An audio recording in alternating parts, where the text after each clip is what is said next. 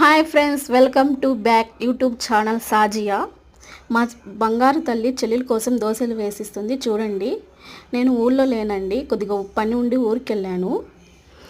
Evening time కదండి, school నుంచి వచ్చి నా చిన్న కూతురు ఆకలి అనిందంట.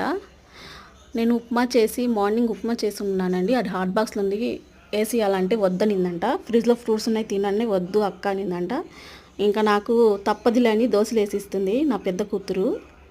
మా చిన్ననాటి జ్ఞాపకాలు గుర్తు చేసిందండి మా పెద్ద కూతురు.